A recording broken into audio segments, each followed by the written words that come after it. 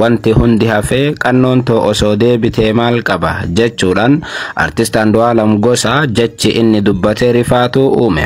Tibbana gamoo shanaffaa irraa kuftee du'uun ishee kan himame moodeliin Oromoo Qananii Addunyaa qalbii namoota hedduu cabsitee turte.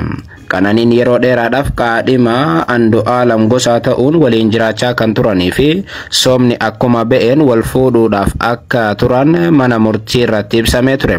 Akkuma haadha manaatii fi abbaa manaatti waggootaaf waliin jiraachaa kan turan Qananii Addunyaatii fi wallisaa Andu'aalam Gosaa dhumarra torbaan dabre Qananiin manuma Andu'aalam jiru baatee gamoo irraa kufuu isiitu dhaga'ame.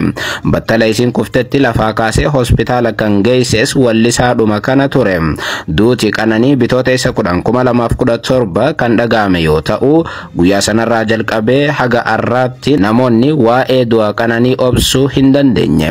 Namoonni haqa Qananii Addunyaa gaafachaa jiran dhimmichi akka hin haguugamneef qorannoon poolisii dafee xumuramuun ummataaf ifa ta'uu akka qabus gaafachaa jiru. Dhimma kana waliin wal qabatee yeroo ammaa qorannoodhaaf waajjira poolisiitti hidhamee kan jiru wallisaa Andu'aalam Gosaa immoo jechi isaan dubbataniiru jedhame fi miidiyaa hawaasaa gubbaatti faca'e namoota hedduu rifaasiseera.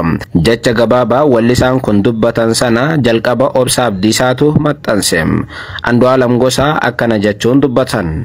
Maaluma qaba utuu wanti hundi abjuu ta'ee hafee qannoon koo qofti naaf deebite amanumaan dadhabe jechuudhaan akka dubbatan ibsame.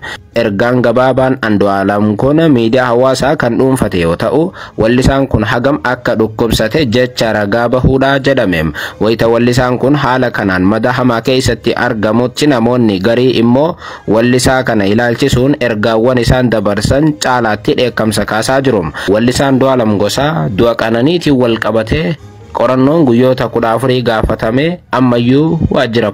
Akkam jirtu Oromoo yaada tokkoon qaba. Obboleettiin teenya Qananii Addunyaa haati warraa weellisaa Oromoo Andu'aalam Gosaa lubbuudhaan dabarteerti haala suukanneessaadhaan. Maatii ishii qofaa miti saba Oromoo duuti ishii onnee cabsee jechaadha.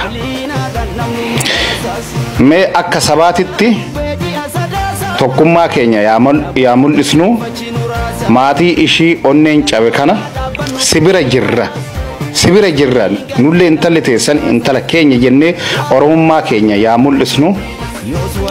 Mee wal ijaarretoo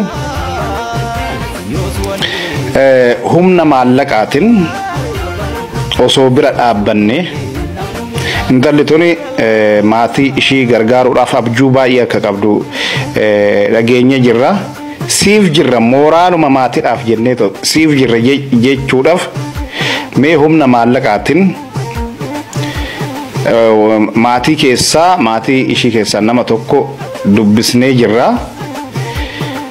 Osoo akkaawuntii isaanii irraa fuunetoo siif jirraa jenneetoo intalli keessan intala Oromooti jennee tokkummaa keenyallee mul'isnee osoo bira dhaabbannee maal isinitti fakkaata?